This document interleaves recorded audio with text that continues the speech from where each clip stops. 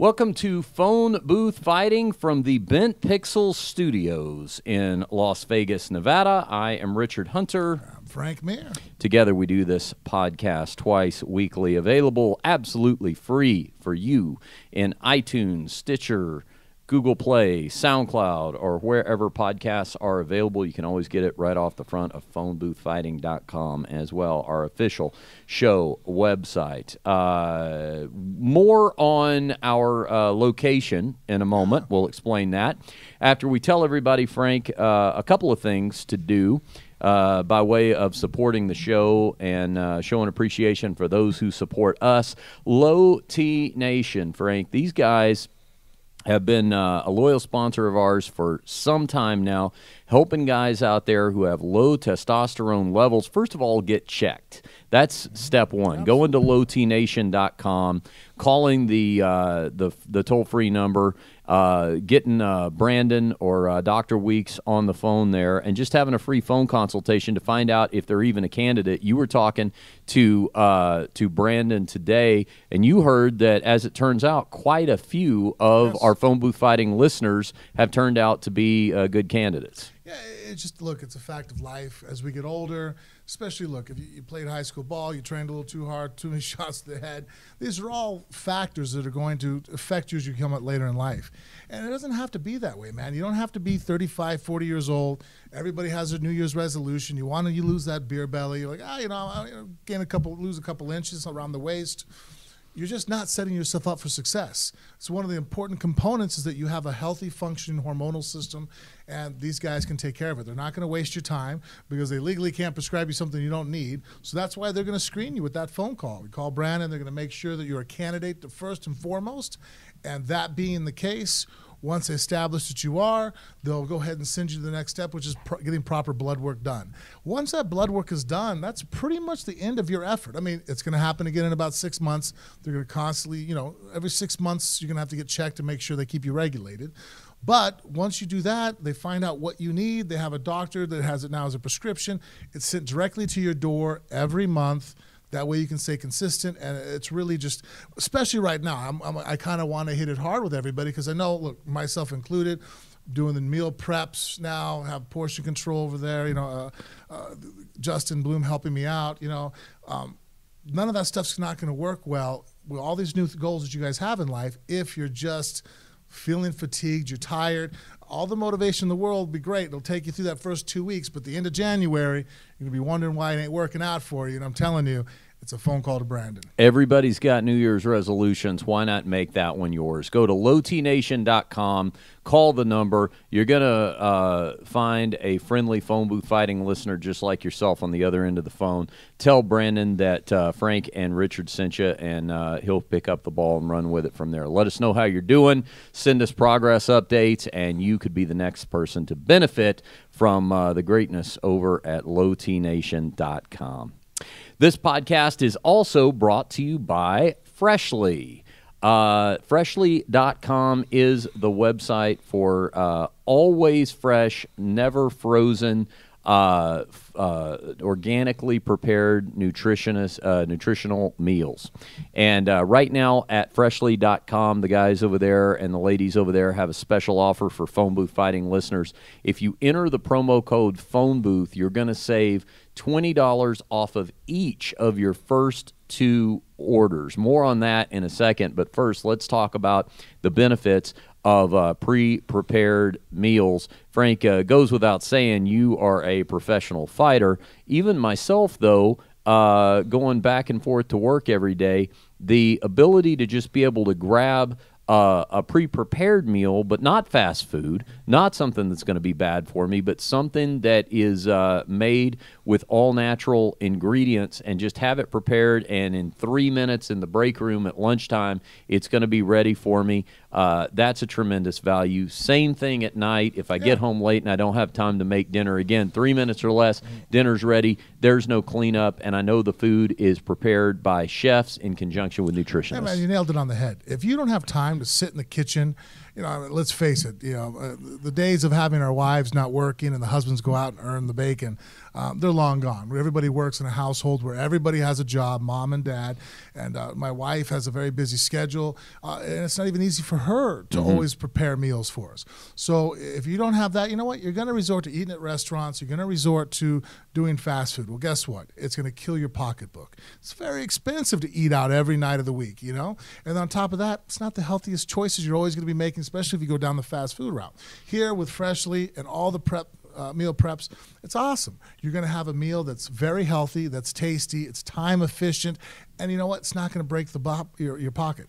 Freshly.com is the website, and as I said at the beginning of the spot, they have a special offer going on right now exclusively for Phone Booth Fighting listeners. I've already seen some of you out there taking advantage of it, and you can be next if you haven't already. What you do is you go to Freshly.com, you will select 6 meals, and you're going to enter the promo code Phone Booth. They're going to take $20 off of those 6 meals. So it's going to be discounted to a $40 order, and then you're going to eat those 6. You're going to enjoy those. You're going to want 6 more. Guess what? Same thing, rinse and repeat. They're giving you the same offer again. Promo code Phone Booth to save you $40 total off of your first 2 orders. Check it out. See, look at the menu. They've got great pictures up there of all the food and the dishes that they offer at Freshly.com. Enter the promo code Phone Booth at checkout. Ronan approved. Ronan has approved it. Ronan's approved it. Well, now, I didn't know this. Anybody knows my household will know that Cage is like me. I mean, if you put spaghetti sauce on a table, I'll eat the table. He eats anything, right? Yeah. My son's the same way. Yeah. Cage. Bella's a health nut, so, I mean, she eats healthy. Yeah. She refuses to eat fast food. Ronan, I can't feed him. I mean, you have to basically do some kind of haka dance and twirl, you know, pray to the gods of the stars align to get him to eat a meal. He doesn't like. He does not like to eat, and very squeamish and picky about his food. But we brought these home from the first day that you brought in the order, and you know, I was like, hey, this is really good. It made it as far as Ronan, and he finished it. He digs Freshly. Okay, I buried the lead there. Next time we'll get him in to do the spot. Freshly.com. All right, Frank, we got MMA to talk. UFC 219 went down this weekend here in Las Vegas, Nevada. A women's featherweight title was defended. I was there, witnessed it in person, have some thoughts about that. A bizarre controversy broke out after the fight involving the defending champion and a rival camp. Boy, a lot to unpack there, and we'll talk about that controversy. If you haven't heard about it, you'll want to stick around for that story. And we also might have Cyborg's next fight made with a very quick turnaround. So we'll be talking about all that. I've got a Misfits concert review. You know, I went to that show last week, the night before New Year's, and I was telling you I had a little trepidation because they were locking up everybody's cell phones. That's right. You have to tell me how that ended up going, man. I'm going to let you know how that went, and back to MMA for a second. We'll talk about a story coming out of the California State Athletic Commission about weight cutting and how it may have actually affected a couple of UFC fighters, actually put them in jeopardy of being licensed again in their chosen weight categories. They're getting serious about this weight cutting out in California, so we'll talk about that. Let's take 1 second, though, to explain to everybody, longtime listeners and viewers of the Phone Booth Fighting podcast, whether you just download the audio or you watch us on the Phone Booth Fighting YouTube channel, why we are not at Stately Mirror Manor, why we are in the Bent Pixels studios. Now, the Cliff Notes version is that Stately Mirror Manor is undergoing some renovations. So we wanted to it's hectic. It's a hectic household over there a lot of times anyway. There's a lot of comings and goings. Different kids all over the place. That's right. But with renovations going on, we said, all right, well, what we'll do is, because the bunker's undergoing some renovations as well, and that's the thing, is we're sprucing some of that up. So while all that's going on, we came over to the Bent Pixel Studios. Now, if this set looks familiar to you, if you are a viewer of the Anything Goes podcast with our buddies TJ Lavin and Forrest Griffin, Anything Goes, their weekly homage to Cole Porter show tunes, they record their show in this very studio. with this very set. In fact, the only thing that is different about this set is we pull down their logo when they weren't looking, and we put up our Phone Booth Fighting logo on the TV. But everything else is exactly the same. And the folks over at Bent Pixels have been kind enough to lend us use of the studio. Now, they were not strangers to us, and we need to credit them here because Bent Pixels, they are, if you have noticed all the improvements going on our Phone Booth Fighting YouTube channel, not only all the episodes are now uploaded for viewing, but there's clips. You know, if you don't have time to catch an entire episode, because we can be a little long-winded, Frank, you and I.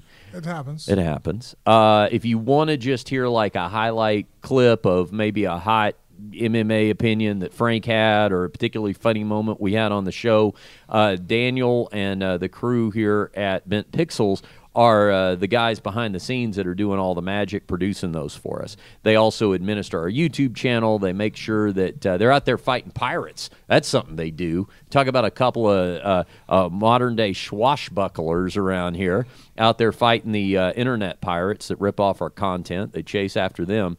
So Bent Pixels is a studio that we have partnered with to do that. They handle they came to us via recommendation from our buddy Brendan Schaub at Fighter and the Kid. They do Fighter and the Kid, do a great job over there. And they can help you too. If you have any YouTube needs, if you operate your own YouTube channel and you need some support, whether it be production or if you're lucky enough and people actually like your content, guess what? People start ripping it off, and you need somebody to go out there and police it. Frank you had the original idea that you were going to go door to door and beat people up, and I was like, Frank, no, we could never reach everybody, yeah, and the legal bills alone that we would amass. So enjoyable. Yeah, but this is a much more beating efficient. Up 14-year-olds now.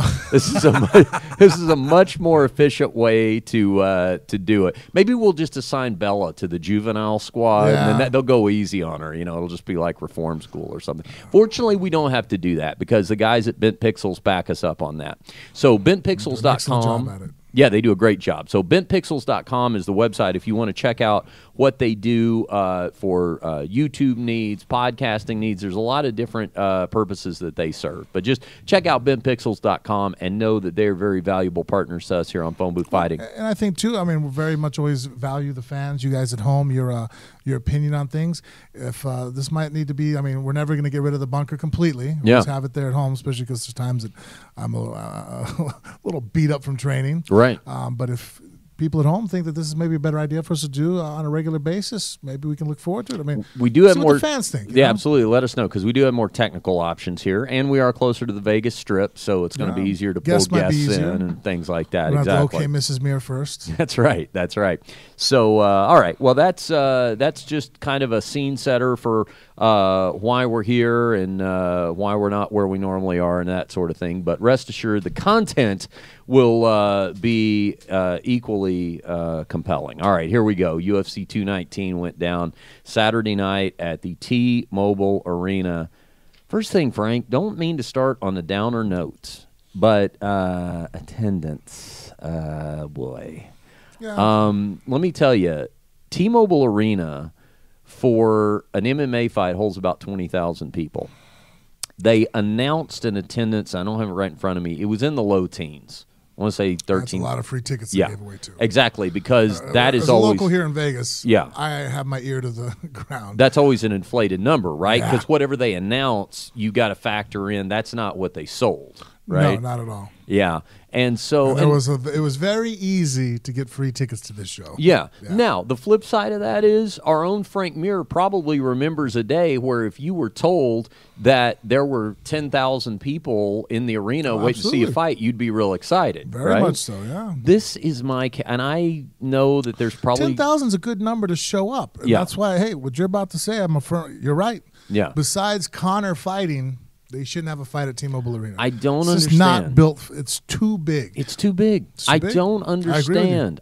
Listen, fighting to me, fights should never be seen in a place like MGM Grand holds just under 10,000. I think it's like 9,000, something like that. Perfect. Bay. Even the worst seat in the house is not going to be that bad. No, they're all good seats. And keep in mind that a boxing ring, a cage, is not the size of a basketball court or a hockey and rink. you're only watching two guys or two ladies. Yeah, exactly. Fighting. That's why I never understood. Like, I'm with you, man. A football game, you're seeing guys move around, seeing hits. You're not seeing the details of guys and hand grips, positions like that. You know, where a fight, you're looking for that. Like, oh, is he under his chin? Is he here and that? If you're sitting in T-Mobile, I mean, you have to be looking up at the monitor to see what the hell is going on. Yep. I don't know. Besides the novelty of saying I was there, I don't see a purpose. I just think fighting, you know, it's, soccer games have, you know, certain stadiums that fill certain people, you know, football games are that way. Basketball, it's all a little different, you know. Each sport has its strong suits and what it fits to for the type of game being played. And fighting, it's only two guys on the field, man. It's much more intimate. It should never, I agree with you. 15,000 is the absolute max that you can comprehend, I think, putting it inside of any kind of arena. And you're talking, again, it's not because of quality, it's because you want to say you were there. It's, you know, Pacquiao versus Mayweather. Like, oh, I was there, you know? Yeah, and when you give everybody room to spread out, the frenetic energy of the crowd spreads out and dissipates as well. You know, you can take 10,000 people and pack them into even not pack them in, but just get them into a space that holds 10,000 with, you know, nary an empty seat. Increases the energy. And there's an energy, right? You can take that same amount of people, give them twice the room, and kills it. Yeah, it does. So anyway, that being said, and that's a big card for. The UFC had a great card at Madison Square Garden. Yeah. So I think that, like, I really think that this card was really kind of a letdown, to be honest with you. Yeah, and historically, the biggest cards of the year for the UFC have been the Midsummer card. Always July. Memorial Day weekend. Yep. Is usually a big one, too. That one's a big one. July is a big one. July is the big fight week is always the biggest one. Right. And then the New Year's Eve card. This is supposed to be huge. It's always been big. And listen, I also know that because, you know, the UFC has amazing matchmakers, that a lot of times you see a great fight card even without name value. When I went to the Ultimate Fighter finale, I mean, that had a lot of exciting finishes on it, and, you know, not a household name to be had hardly on the card. So it's not that they're incapable of that, but it just means that in terms of advanced ticket sales to a more casual audience, they're going to need that name value. The fact they couldn't sell out and sell the tickets and couldn't even fill out the arena by giving them away, I think, one, it's an indication the card wasn't great. Yeah. Because more people are here in Vegas during this time than any other time. Yes. If there's ever a time you're going to throw an extra $100, $200 to go see a fight, you're here. Yeah. So it usually captivates people. That's why the UFC's always struck during that time. Like, well, as soon as Christmas hits, so many people take vacation. The Strip is packed with people partying all the way until the New Year's. And so that card, you have people here looking for something to do. And usually the 27th, 28th, whenever that fight falls on, it's like, oh, UFC's here.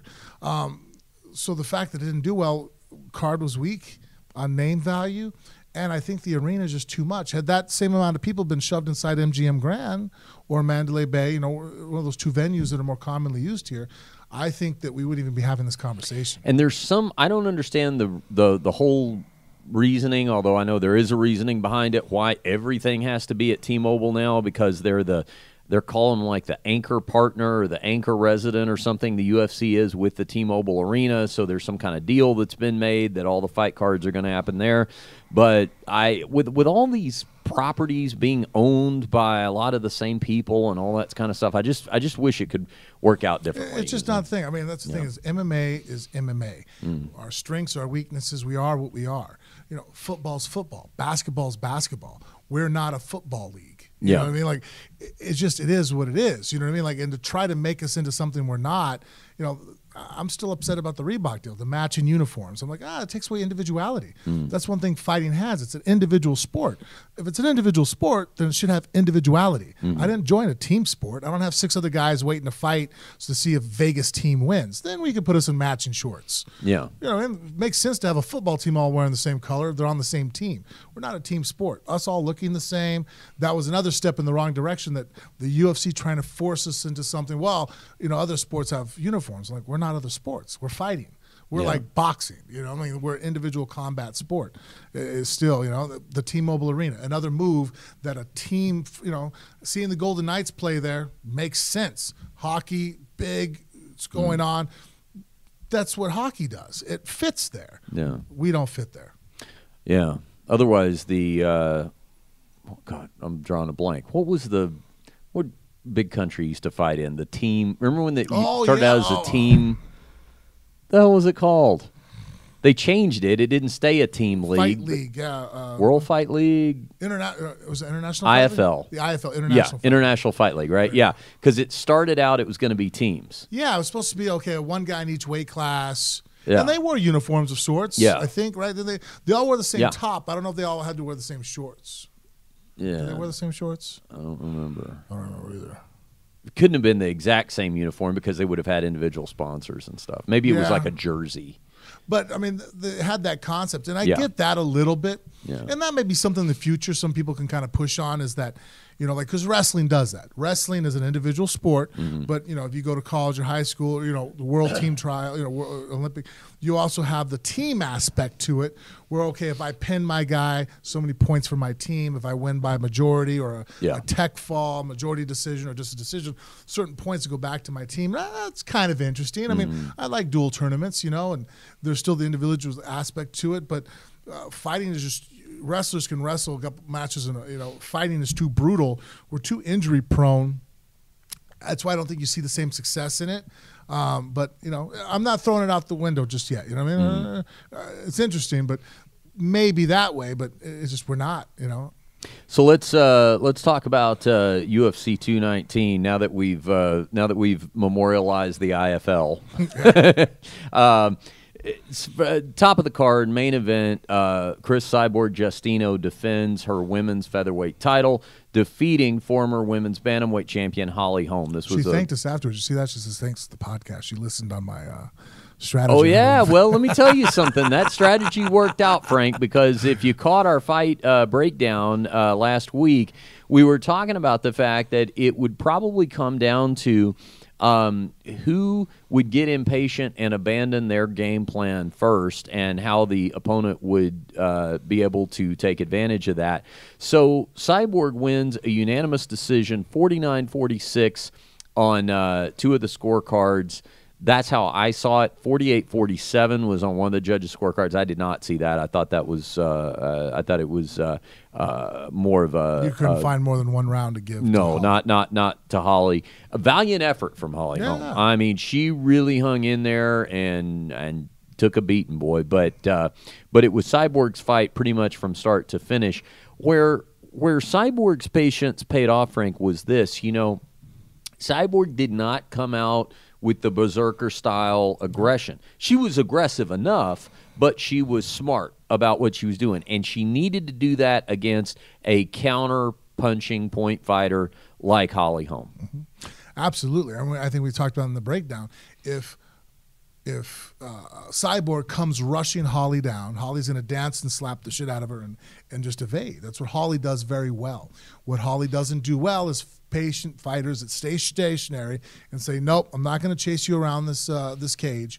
Come get some. Yeah. And Holly then tried to come in and get things. And I kind of told you, I think it was at the Jessica Andrade fight that which one was Raquel Pennington. Raquel Pennington.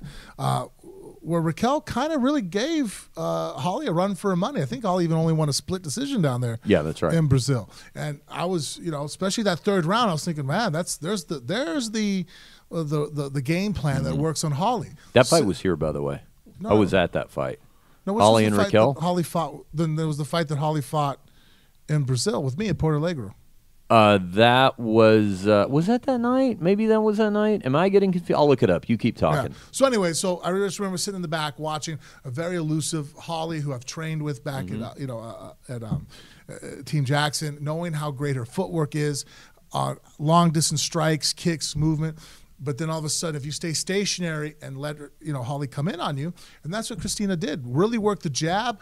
She'd come in, hit her, make it count, and and made Holly start turning into trying to push her up against the cage, looking basically to stall a little bit to kind of gain her wits about her. And you're right, valiant effort from Holm, who's it's funny. You look at her; she's a very beautiful girl. You know what I mean?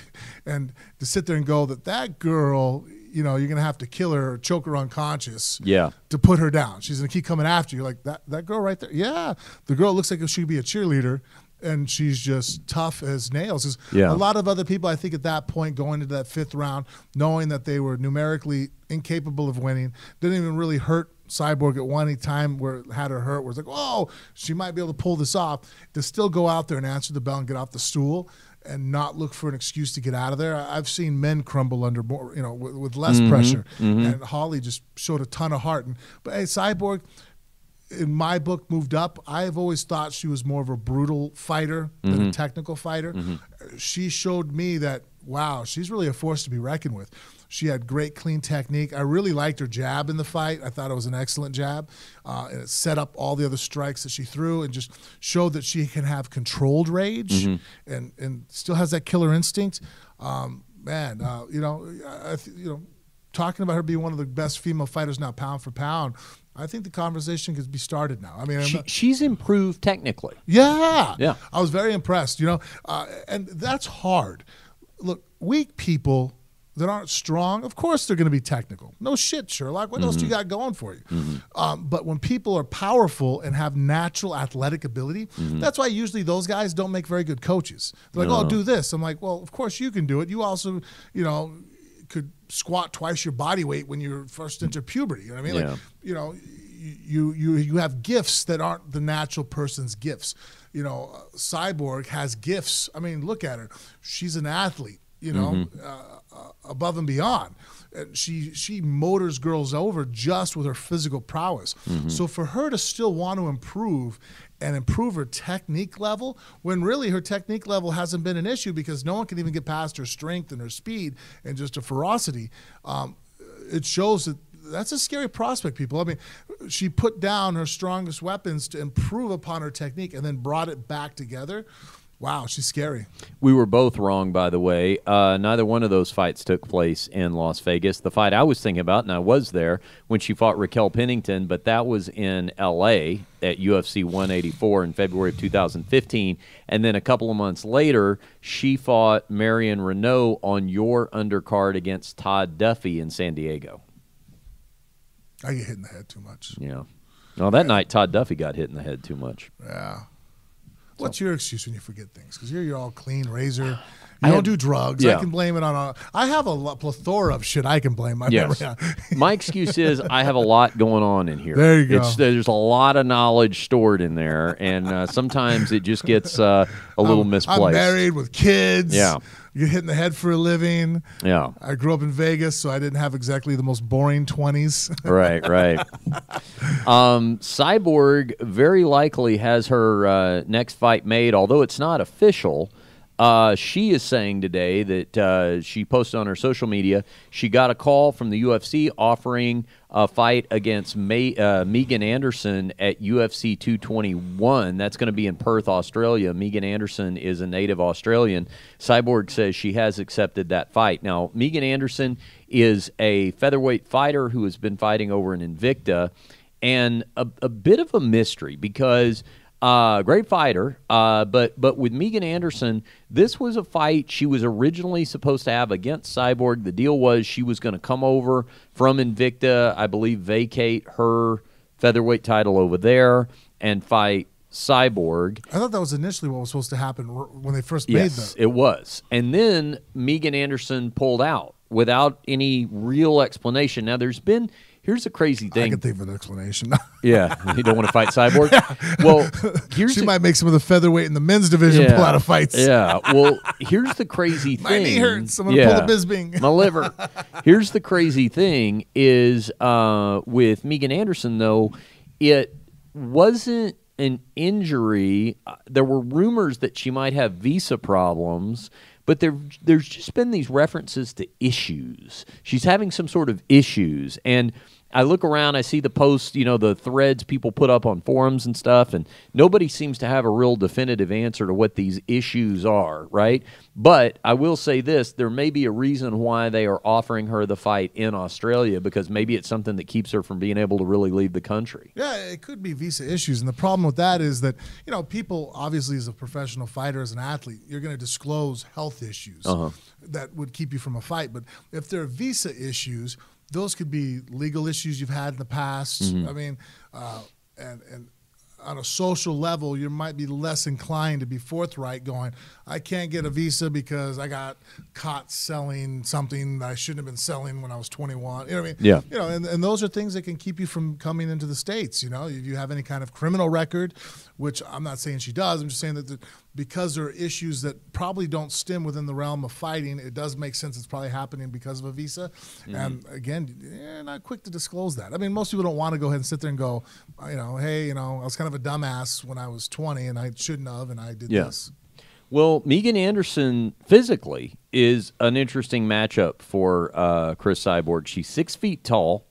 As I said, fights at featherweight, 27 years old, with an 8-2 MMA record, 4 wins by knockout.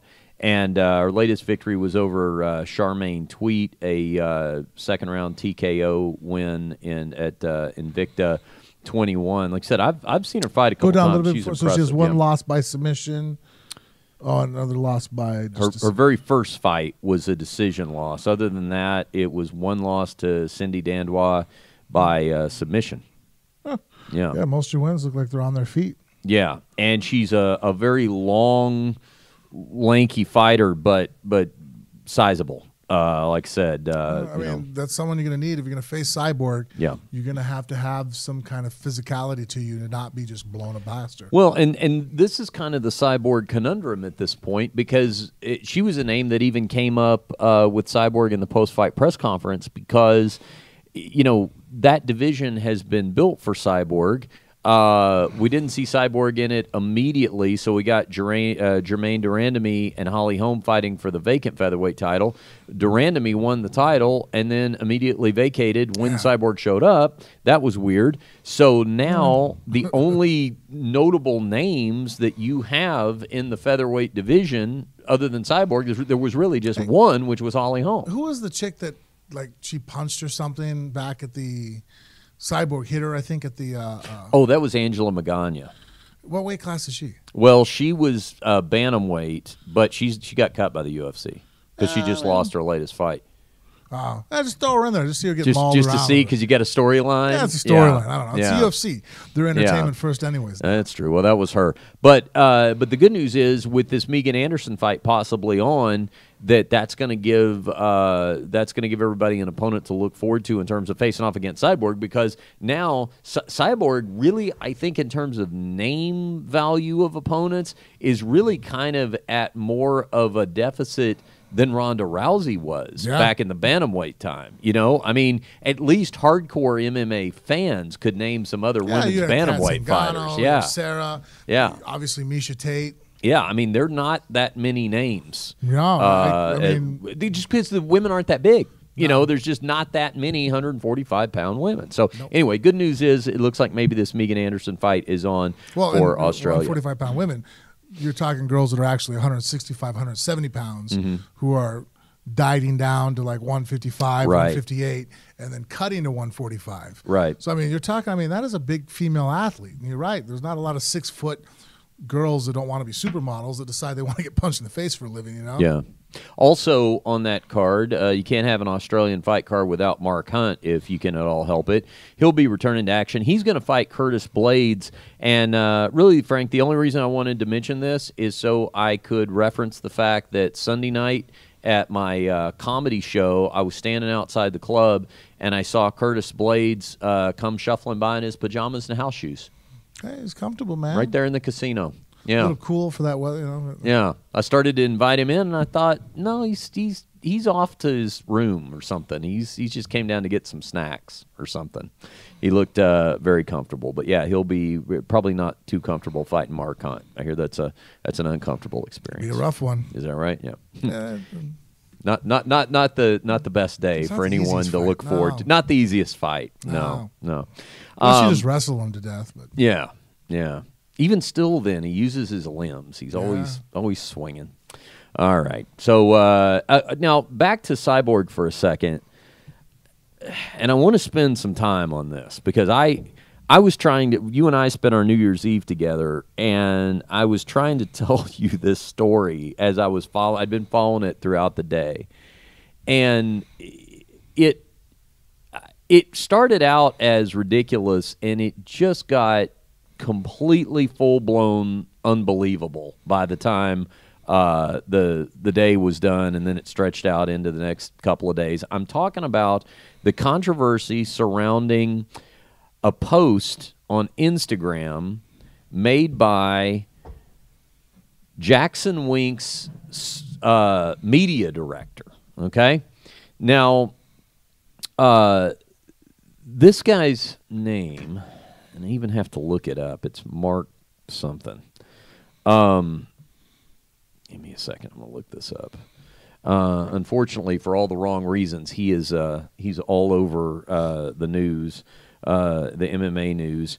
Hang on, Jackson, Winkle John. Okay, so first things first. Let me just back up for a second and say that before we get into the controversy and what he posted and everything, I want to give credit where credit's due to Jackson Winklejohn camp for this.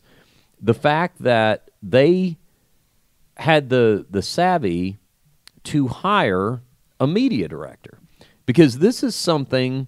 Mark Aragon is his name. There we go. Sorry about that. I couldn't remember it. All right, Mark Aragon. So I've been saying for a while that camps, especially these super camps like Jackson's or ATT, these kind of big gyms, it would really behoove them to have a legitimate media director in place, somebody that could function not only as a publicist, but imagine, you're the young Frank Mir, you're in one of these big camps, you're starting to garner some attention, but you've never done a bunch of these interviews before and stuff like that. If you had somebody like me, let's say there's no podcast back then, but I would come to you and I'd go, hey, Frank, what I want to do is the two of us sit down, let me interview you, I'm going to talk to you about the fight, and then we're going to send that interview out to a bunch of media outlets, and they'll play it, and you're comfortable talking to me, and we can get a good interview out of it, and I don't ask you dumb questions, I know good questions to ask you. I mean, that could be a real asset. Huge. And especially for fighters who are trying to get their name out there. Well, it gives me, as the young fighter, experience being in front of a camera, talking, knowing how to answer questions properly, in a very non-hostile environment where somebody who's actually trying to build and work you up. And then, like you said, it gives it to where now you're starting also to introduce them to the fans. What did you tell me? There's sometimes where a fight replacement is picked a lot of times upon social media followings. They will. If they're looking at a late replacement opponent, like I don't know, example like like how Mike Perry got into the UFC as a late replacement. Of course, he was knocking everybody out left and right. But a lot of times what will happen is in a situation like that, if they have a couple of fighters who are maybe just on the cusp of being ready for the big time, and they could go with choice A or choice B, and it's not going to make a lot of difference because on the grand scheme of things, not everybody's going to know their name. They will look at social media followers like, well, who's got a better ability to promote this fight on short notice? If one guy, for whatever reason, has 100,000 Instagram followers and the other one has 28, they'll go with that 100,000 guy because they know that that's more impression. So, yeah, it would be an opportunity to get up to speed on all that. And here's another thing, too.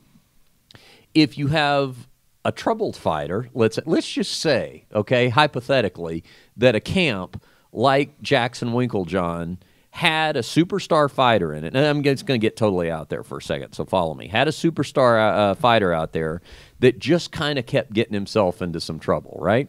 A media director could also help with, as best he can, the damage control of that messaging, you know, maybe behind the scenes working with that person who doesn't make the best choices and saying, hey, you know, here's some advice from a media perspective, especially if that person were getting in trouble for some posts, saying some dumb things online. Let me help you with that, Frank. Let me, you know, you could still do your Instagram and your Twitter and everything, but how about maybe just come to me and say, hey, I'm thinking about posting this. What do you think? You think that's good? That's bad? You know, maybe I'll suggest you reword it here or there. You know, that could be a real benefit to a super camp. So first of all, hats off, because I don't know any other camps that have this. I could be just, maybe I don't know the fact that some other ones do. Well, I know Alpha Team does their podcast out of there, but I don't think they have an actual media guy. Right. I mean, Justin Buchholz and some of the guys over there run that. But, yeah, just as far as having an actual person in that full-time position, as far as I know, they're one of the first to do it. So the idea is a good one, I think. But let me tell you something, and I try to be fair, but the hiring of this particular guy, this Mark Aragon, was not a smart choice. So let's work through what happened here. It's those situations where, you know, you get a job, it's like, oh, so it's not what you know, but who you know. But sometimes when people get jobs just because they know somebody, it can backfire. It must be. And I don't know who this guy knew. I don't know what his connections were to get the job or whatever, but it's the equivalent of, I'm too drunk to drive. I need somebody to drive the car for me, and the person we put behind the wheel, you know, has 8 traffic tickets for reckless driving. I mean, you're not being part of the solution. You are compounding the problem. Okay, so, and boy, this is the epitome of an unforced error. Okay, so here's what happens. As we explained, Cyborg defeats Holly Holm. Cyborg was gracious in victory, had nice things to say about Holly Holm. Holly Holm, you would expect nothing else, gracious in defeat, as she always, just gracious in general. So one of the nicest fighters that's out there, but very gracious. The Jackson camp, gracious. I mean, those guys, it's so ironic that this is happening with their camp because of all the camps. You know, Greg Jackson and Mike Winklejohn are two of the most, to me, to my point of view anyway, two of the most even-keeled, cerebral guys, not hotheads, not dumbasses out there. Just, Absolutely. You know, okay. So they set a high bar on this kind of stuff. Okay. So I'm at the post-fight press conference there with Cyborg. We're in the media tent. Everybody's asking the questions. Holly was not there at the press conference. I think probably had to, you know, go to the hospital and all that. So Cyborg's there. We ask our questions. No problems. This guy, Mark Aragon, media director for JacksonWink, was apparently, and I've never met him, I wouldn't have recognized him before this story happened, but he was apparently in the media tent as well for the post-fight press conference, and he was credentialed by the UFC, which means he is wearing a press pass. And as somebody who wears a press pass, let me explain the responsibilities that go with this. One, you have to act professional at all times. Two, when your best friend loses a close decision to Andrei Arlovsky and you're 10 feet from it and you're sitting on media row, you don't jump up and go, fuck! You just sit there stoic in your head. You think you might have seen it 29-28 the other way, but you have a poker face and you don't show anything. You express your displeasure later on when you see them at their hotel. Right? Okay. Outside the Red Rock. Exactly. So there is a standard for media there, and this person is not really necessarily there in a media capacity in terms of reporting on the fight, but by virtue of the fact that you're wearing that press pass, you need to maintain that level of decorum. Okay. Sunday morning, I wake up to look at my Twitter feed, and I see Damon Martin, respected MMA journalist, has tweeted a screenshot of what we have up here on the screen, and this is from Mark Aragon's official Instagram account, and he has posted a picture of Cyborg that was taken at the post-fight press conference, and the caption says, "This dude is tough as hell." That being said, at the press conference, he said Holly was the first one to make his nose bleed. "You are my hero, Holly Holm. See you back in the gym." Now, clearly the implication is to refer to Cyborg as a man. It's this dude, and then it's followed by a he and a his. So this isn't even a typo where maybe it said he one time, and you could say, oh, my gosh, I left off the S. This man that's fully grown deliberately thought this out and thought that was okay. Yeah, and said that. All right. And I'm all, hey, look, I do think sometimes we get a little politically incorrect or too sensitive to it. I'd like it if we all lightened up a little bit. That being said, this draws a line that's unacceptable. Yeah. There's just certain things you don't do. And I think that, calling someone out like this to say this is purely hurtful. It's not even funny. Mm-hmm. It's like, really, that's low-hanging fruit, dude. Really, that's what you went for? That the hyper aggressive female world champion fighter is now a man. Mm-hmm. That's kind of a joke that you could make about any woman who's in the sporting capacity that, are you kind of masculine? It's like, come on, guys. And it's also about the most unoriginal thought you can have, just hacky. It's low-hanging fruit. It's like, really? That's what you went for? You couldn't have come up with something a little bit better than that? I expect that from a 12-year-old. Right. That's like, I banged your mom. It's like, all right, buddy. Okay, funny. All right. You come up with anything good? And I might smirk a little and laugh, and this was just uncalled for. I mean, like I said, there's certain things you don't ever talk. I thought we all kind of understood that. There's certain areas we don't go. Mm-hmm. You don't talk about someone's wife or their husband, spouse. Mm-hmm. You don't talk about someone's children. There's certain things I think are just, unspoken rules. And then calling out a woman on what gender she possibly is. Mm-hmm. I don't know. If on the flip side we did that to a man and started calling out even his sexuality, I think so-and-so's husband should be there. It's like, wait a minute, are you insinuating? You don't do that to people. There's just certain things you just keep a certain level of respect. Well, and also yes to all that, and the fact that person just beat you or beat who you were there representing. Like, that is definitely the time to just be humble and defeat, especially when they're not trash talking, okay? Now, he has some things to say to that, and we'll get to that in a second. But just to put the picture in the frame, I saw this Sunday morning. Damon Martin posted the screenshot with a message, something along the lines of, "This is totally unacceptable and unprofessional. It's my understanding this was a credentialed member of the media. Should never happen," right? Then, totally agree with that. Then I see other members of the media jumping on this. Mark Raimondi from MMA Fight, a couple other ones, are retweeting it, saying basically in a professional way, but what the hell is this? Like, this is crazy. This is completely beneath even the most minimum of standards for journalistic behavior. Because you guys have to band together in a way that, as a journalist, you guys get privy, and guess people that buy the most expensive ticket in that arena sit in the equivalent of what you guys are sitting in, and then they don't get to go backstage and interview the fighters. You guys have access to certain aspects of the world that, well, then, you know what? You're going to have to hold. That's why they're also held to a higher standard. Yeah. Makes sense. The guy who's an asshole troll who's sitting in the audience, well, he doesn't get the same access. Yeah. So that's why he could just be a dick and be an asshole. Yeah. As a journalist, you don't get that luxury to go ahead and be an asshole or voice your real opinion on somebody unless it's well thought out and has to be said properly. Yeah. And so I see this at this time, Frank. I don't put two and two together and realize this is their media director. Now, I knew, totally separate of all this, again, credit to JacksonWink for this innovative idea, that they had not only hired a media director, that they were doing their own in-house podcast. And they showed some B-roll of it during one of the embedded episodes during Fight Week leading up to the fight.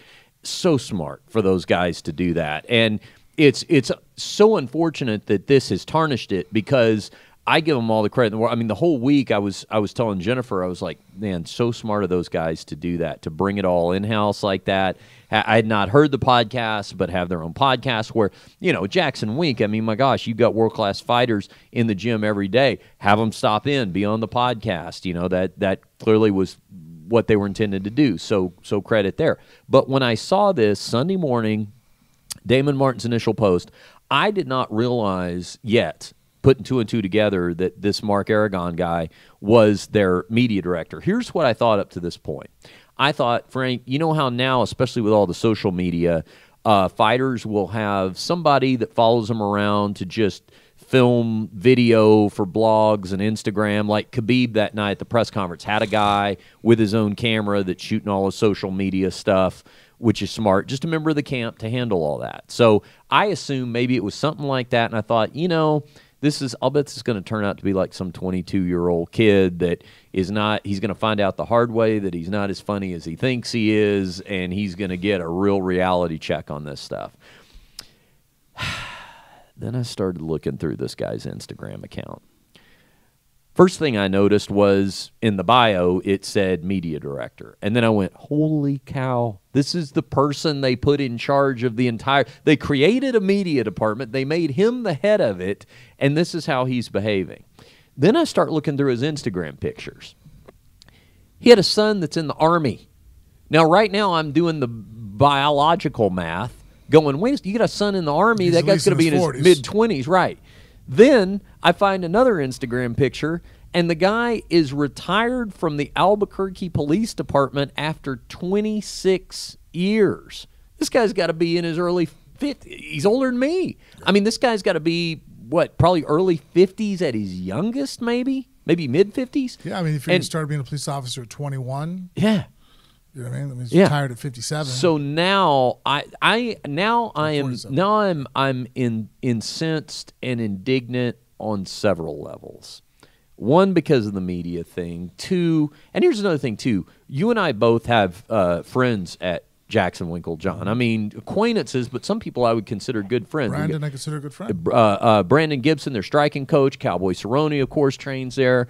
And those are good guys. Like, those are good guys who have great reputations. And it's just like, to have this, follow them around. And that's why I'm thinking that the fact that he's going to plug the podcast, you can listen to his apology. Yeah. After coming back and fumbling whatever attempt at an apology he tried to make, which he only just furthered which you're going to explain. But I really think that it kind of is a very pivotal moment for Winkle John right now. Yeah. If they keep him, it's one of those things where it's like you either cut ties with the guy so you can show people that you don't think that way or you don't condone that behavior, or something has happened. Hey, we're going to give him a 3-month suspension from the show. Something has to happen on their part to kind of not do anything. It's bad. Yeah, it's going to reflect badly on a team of guys that don't think that way, that don't conduct themselves that way. It'd be a shame that if people catching on this think that now he represents the voice of the camp, when really he's a very small minority of thought that goes on there. Yeah. So I'm seeing all this. I'm putting all this context together. And quick note, too, about the cop thing, and this is just me.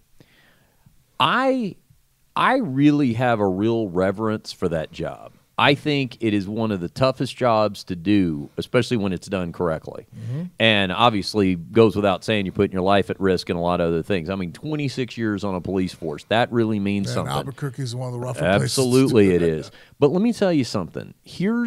With that reverence comes great expectation and great responsibility. And it is my expectation that for a police officer, for someone who is trusted by the public to have the badge and wear a gun and make decisions about arresting people that affect people's lives forever, right? Could be life and death situations, that you are always you're held to a more mature standard. Policemen can't just say, why'd you shoot that guy and kill him? Well, he was acting like an asshole. That's not a defense. Pissed off, I'm having a bad day. Exactly. Cops don't are have bad days. No, absolutely not. And they deserve all the credit in the world for doing that job. But my point being, I was even more upset by it when I saw that the guy was a professional cop. I just thought, oh my God, now this. Okay. Yep.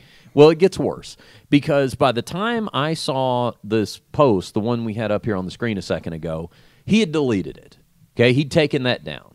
So I'm going, okay, well, going to be the worst day in this guy's life maybe, but at least he realized he's got to pull that down real quickly.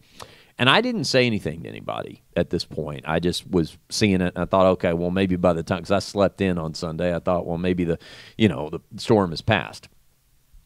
Then I see the guys put up another message, and this is what you were just alluding to. He put up a picture of a cyborg, I guess from some science fiction movie or RoboCop or something, and it said, "To all my new haters and the longtime haters of JacksonWink, sorry for the confusion. This is what I thought a cyborg was. She calls herself a cyborg. Tune in Tuesday for my on-air apology on our podcast." Several problems here, Mr. Media Director, in terms of damage control. Now, this is after you fucked up, okay? I mean, I'm giving you I understand the ones happen, but now we're going to pay real close attention to how you deal with it. And by the way, spoiler alert here, but the only acceptable way to deal with it is, I was emotional, that was irresponsible, I'm so sorry, that's not representative of my character, please forgive me, that would never happen again. I've learned my lesson, okay? So let's break this down. First of all, he says, "To all my new haters." Don't trivialize it like that. I'm not one of your haters because I'm telling you what you did was unprofessional and below the standard of journalism. That doesn't make me a hater. Plus, too, it's a little cringy when I hear that. I'm 38 and I don't use that word. Yeah, exactly. You know what I mean? Like, Marcus, my oldest stepson. Yeah. He could say haters. Yeah. He's 25. Yeah. You're in your 40s and your 50s and you say haters. I got my haters. I'm like, yeah, it sounds silly. It does. It's like, right. Now, on top of that, he's being flippant. He's putting up this cartoon picture. Oh, I heard cyborg, and I thought she was literally an androgynous robot. I'm sorry. That's first of all. And when you told me, I'm listening to you. I'm like, that doesn't make any sense. Even if, like, I don't even see where you're going. Like, I understand you're being a smart ass, but I don't even see trying. You're trying. I'm like, but I don't even see, like, I don't get the connection. You know what I mean? Like, where you can sit there and go, well, it's like, no, dude, I don't, like, how is that even, like, your attempt at humor and being a dick and a troll right now, at least put it together well. Like, I mean, hey, trolling can be funny, I mean, some guys really are thought out, say some shit, you're like, all right, that was just, this is what I thought a cyborg was. I'm all, where, if it's androgynous in any concept, does a he or a she, you specifically were throwing out that was a dude as a woman. The whole cyborg thing, I don't see the connection. You know what I mean? Like, what are you trying to dig up here, buddy? I don't even understand. And after all that, to make the last line of it plug in your podcast looks terrible. And this is coming from two people that I don't have a problem with the fact if you have a legit if something serious has happened and you have a legitimate message to convey, it's a great platform. I'm going to address it on my podcast, and you can hear my full explanation. That's one thing. But to act that way in front of the plug and then to go, and by the way, if you want to hear more rapier wit like this, tune into the podcast. Not cool. No. So once that post goes up, I sent out a few texts to, we won't name them on air because it was off the record conversations, but I sent out a few texts to people I know in that camp. And I just said, hey, I'm not trying to get in your business, but as a friend, and I consider these people friends, somebody needs to get that guy. This is out of control. And those people got back to me and said, essentially, this is so humiliating. I can't believe this person is doing this. And they all said, and to do it to Holly is insult to injury. I mean, just about the nicest person you can encounter. She had a very tough night. I mean, she's the one who got her face beaten up. Yeah, and if anybody hasn't met Holly in person, I mean, she is one of the most, like, if someone told me they had a problem with her, like she picked on him in school, I'd be like, bullshit. Yeah. Photos where it didn't happen. You know what I mean? Like, not her. I hung out with her for many hours in training capacity, see her around the gym, her husband's a good guy. Mm-hmm. The family are good people. Holly is, I mean, the preacher's daughter could not be a better representation of mentally what you should expect when talking to Holly. I mean, there's times I've ran into her, when we were at the Todd Duffy fight. Mm. Here she's sucked up, dehydrated, miserable. I'm walking. There's my wife and kids.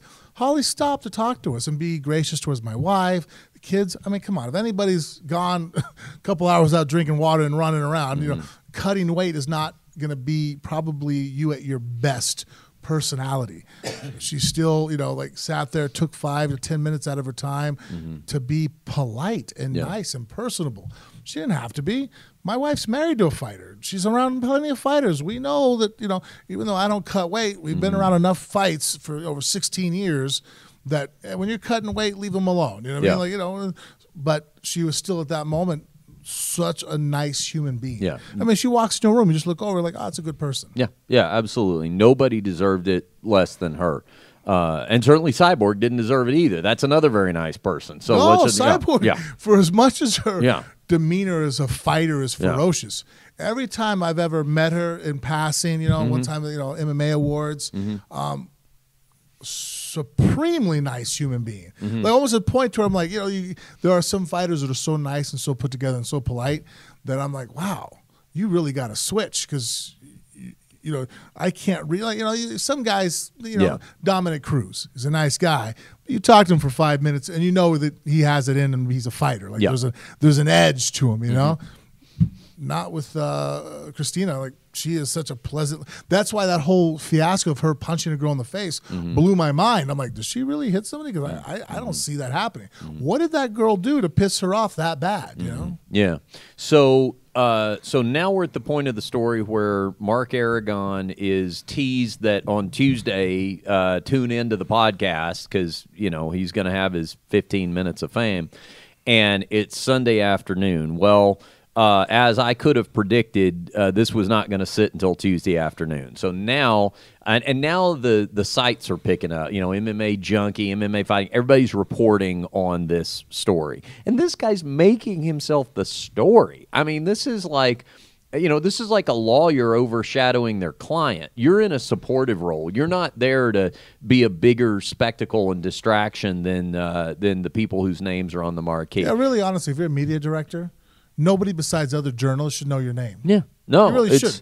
A common fan should not be able to walk and go, oh, you're the media director. No. Yeah, no, exactly. I'm the guy behind the scenes. I'm supposed to be this guy. Yeah. Not the person in front of the camera. Right. And so he goes ahead and posts an apology on Instagram. Okay, now we're getting somewhere. You know, somebody's gotten to him, or maybe he's finally had some common sense and he's realized, you know what, I just need to get on there and straight up apologize. Or did he? Let's read the apology. Now, this is lengthy, but we're going to give him his due because, you know, you should hear both sides of the story, and this was his opportunity to talk. All right. It starts out. As the most hated photographer in the world today, he's already fucked it up, Frank. Yeah. Boy, this, you know who this guy is? And again, I've never met him, but I will say this to his face if I ever meet him. This guy is the guy in your office, the guy at the Christmas party every year that offends your wife when you bring her to the Christmas party and everyone else's, and is standing there going, what? You take a joke? Come on, Frank. That's funny. Absolutely. Come on. I'm funny. 100%. What the hell's with her? Right? Yes. Okay.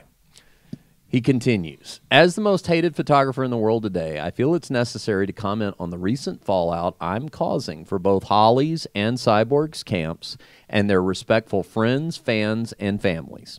At the conclusion of UFC 219, I took the final bus out of the arena back to the hotel and ended up on the same bus as Chris Cyborg and her team. What he's talking about are the shuttle buses that go back and forth. I need some water. He says, it's my Mark Rubio, Donald Trump moment here. The water. Stand by. Live television. Would you like me to take over? Yeah, you read it. You do some reading. As I sat in the back, I began to hear them cheer and revel in their victory and discuss small parts of the event. A couple things really bothered me. I heard them laughing and commenting on a picture that renowned photographer Esther Lynn took of Cyborg's toes literally in Holly's eye from a kick. Holy shit. You mean Cyborg, who just won a title defense, and her team are in a good mood talking about a great performance against a very tough warrior? How fucking dare they? Yeah, and as if someone were to hear maybe overhear a conversation where we noticed that a photographer got the exact moment that your knockout punch connected with Todd Duffy, and we're going, that was a great picture. Did you see that? You can really see the power of the knockout there. The only way that maybe that I wouldn't then sell it, if you showed me that picture, of course. Oh, fuck, look at that. Yeah. Now, if I saw Todd on the bus with me, or maybe recognized his father or his mom, not cool. Not cool then. Yeah. But if I don't know you're part of, who the fuck do you think you are that they even knew you were on the bus, They don't know buddy? who this guy is. No. Right. I mean, and besides that, it'd be like me if I walked in the bus after Mark Hunt knocked me silly. Of course there's some cheering on their team. I expect it. I walk on the bus. I'm hoping they'll stop and not kind of embarrass me personally. But if I don't think for a second that everybody who's ever kicked my ass doesn't have that moment where they get back to the hotel room where they're high-fiving and going, holy shit, look at this. Right. Of course they are. I've done it to everybody that I've ever kicked the shit out of. Yeah. I've sat there and go, wow, look at that shot. Look at this. I mean, and you know what? Let me just offer this thought because you just made me think of it. If they didn't feel that way about beating you, guess what? You should feel shitty about that because that means you're a bum. That means, well, that's nothing to celebrate. He's a tomato can. You know, I mean, the fact that okay, anyway. But that really bothered. I heard them laughing and commenting on a picture. Cyborg then went on to discuss how during the clinches, the bitch just stayed and hugged her like she did nothing. And bitch is in quotes. So he's quoting her. He said that, and what they're talking about is, if you didn't see the fight, there were several points in the fight where Holly had Cyborg clinched up against the cage, but they were just kind of stagnant there. And he's quoting Cyborg saying she was referring to her as the bitch just held me there and didn't do anything. Different people use different vernacular. And again, having this discussion with your team, I use motherfucker a lot. So a lot of times when I talk, this motherfucker did this, motherfucker that, like, that's my word. Yeah. I guess if someone overheard me, be like, Frank was calling him a motherfucker. It's like, listen to the conversation. Or this, like, I would actually suggest that would be more, if you're going to be offended by that at all, maybe you get offended if you hear a guy referring to a woman as a bitch. Yeah. But if you're a female fighter referring to another female fighter, to me it's kind of like going, that bastard, you know, like when you fought Cormier. You know, that bastard Cormier was pressing me up against the cage the whole fight. Actually, Cormier, I call him a motherfucker. Okay, or that too. But if he said that about you in that kind of reference, I wouldn't have thought anything about that. I wouldn't either. To be honest with you, no, not at all. I mean, especially not if you're a fighter. This is now this in consideration. Like, I feel like you're trying to justify. Boy, he is. And there's no fucking justification when you make an apology, right? You know, unless you feel 100% about it, and then you're not apologizing. If you're like, I said these things, and this is why I said it. You can't have it both ways. I can give justification, or I can give an apology, but you can't justify an apology. You know, like, it just doesn't work that way. Right, and also when let's say you just feel differently than we do on this. Let's just say you legitimately think that if the world knew that Cyborg had referred to Holly Holm in this way with that word, that they should be appalled by it. Just say that. Just out that part. No picture about this dude and he and him and all the rest of that. Just say, hey, you know what? I feel compelled to share this. I was upset about it. Here's what happened. I wouldn't be offended by it, but what I'm saying is... This is teenager shit. It's like, hey, did you do this? Well, yeah, I did it, but, you know... It's like, own it. And you made a mistake. No one else fucked up for you. You fucked up. So own your fucking mistake. You know what I mean? Like, just own it. You know? And your message is getting lost and all that. I'm not hearing any of this because you made a bigger distraction. Or you don't feel like you made a mistake. Or that. I'm okay with that too. Yeah. If you're like, hey, you know what? I don't know what the fuck everybody thinks right now. I said this and this is why I said it and I stand by it. Yeah. All right. You know what I mean? Like, we can go there too, you know? Go ahead and finish it there. I was obviously acting out. When I got back to the hotel, I posted a picture with an inappropriate caption that everyone is now talking about. I was obviously acting out of anger and frustration. My personal emotions got in the way of my professional status, which I failed to adhere to. But there is more to it. Now comes the excuse part. Yeah, like, there's some more. They're like that part right there. If I was his guy, I'd be like, hey man, you know what we need to do? You need to put out this part right here. All you should have said was, I was obviously acting out of anger and frustration. My personal emotions got in the way of my professional status, which I failed to adhere to. And then that's it. That's all that he should have in this whole fucking thing. If he had put that this doesn't take as long to talk about, and he doesn't have some of the fallout that he's Can I also point out something that you just said that's key that I just picked up on? If you were his guy, yeah, you're right, but he's the guy. No, you're right. He's the guy that's supposed to be. He doesn't have a guy. He's the guy for other people.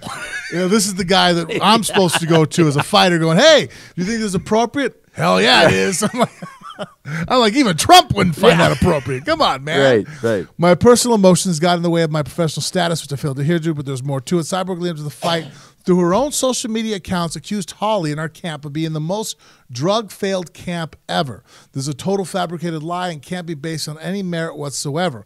Only one current athlete from our camp has been punished by USADA-related issues, and I was extremely frustrated with the perception that Cyborg and her fans had painted us as cheaters and losers. JacksonWink had over 60. So wait a minute. So you're worried about the integrity of your camp, and that's what she's calling out. And you yourself are doing more damage to it. The Jon Jones issue, I don't think was a hit on Wink's. I don't know, your journalist side, fan fighter side. I don't think anybody's thinking that Jon Jones was being doped by Greg Jackson and Winklejohn. No, and by the way, I did not hear, just to give this guy a frame of reference, he's the one who's bringing Cyborg this accusation to my attention. I actually didn't even hear about this during the lead up, so it obviously wasn't making a lot of news, getting a lot of traction. And why would Cyborg even open up that door when she herself, I know it got retroactivated, but she had a little bit of a mix-up. That's right. But you tend not to want to go that direction. Let me say this, though, as a legitimately credentialed member of the media. If I were interviewing Cyborg, and if she said during our interview, she made that accusation, well, JacksonWink is the most, whatever he said, the most, drugged out camp there is, I would say to her, can you verify that? Because other than Jon Jones, who's currently under suspension, I don't know of it. See, in other words, I would have called her on that, and then the onus would have been on her to justify it. So do that. If you heard her say that and you are taking exception to it. Can we go through her social media and see if there's any posts or tags about? Yeah, we'll go back and look. But but what I'm saying is and the irony of it is, as a media director and as somebody who has a podcast, as someone, I think it just refreshed, as someone who has a podcast, as someone who has a platform to talk about this kind of stuff, like this guy has, use it. Yeah. Go on your podcast and calmly, rationally plead your case. And then, as it was being said, it could have been addressed then. Kind of going backwards, it's kind of like, it's the equivalent of, well, why'd you do that? Well, because he was doing this. Well, wait a minute. It'd be like my children doing that to me. Bella, like, why'd you just punch your brother in the face? Well, he was doing that. I'm like, well, hold on a second. Because you reacted to his infraction, now I'm dealing about your infraction, and you've lost steam on what he did wrong. It loses weight when you go back and start going, why did it? Again, it looks like you're trying to justify your bad behavior or excuse it. I just don't understand that mentality. And he keeps going with, I mean, you can finish it up right there, because he keeps going with this, and now it's like he's on to an entirely different subject within the same paragraph. Yeah, he just rambling. JacksonWink have had over 60 UFC fights throughout the world and hundreds of other fighters fighting all around the world at many different organizations. Every fighter in their own home team based out of whatever country or state they hail from and come here for training. Some of them with their own teams. We absolutely can't be responsible for each and every what the hell are you even talking about? Being said that I'm embarrassed by my actions. Okay, now, hold on, he's back on track. All right. That being said, I'm embarrassed by my actions, and I sincerely apologize to Chris Cyborg and her friends and fans. Why are you apologizing to her again when you just now bashed her for saying that you guys are drug-induced athletes? Representation of a hard-earned championship retention. I also want to apologize to the members of team, I'm sure, Winklejohn. Yeah, that's the last line of it.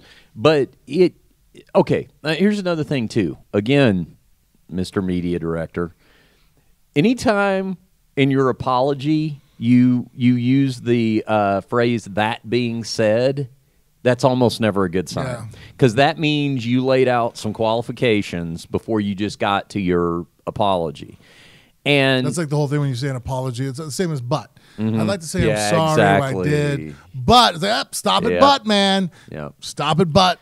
It's exactly right. And here's the thing, this guy, oh, by the way, I update to the story.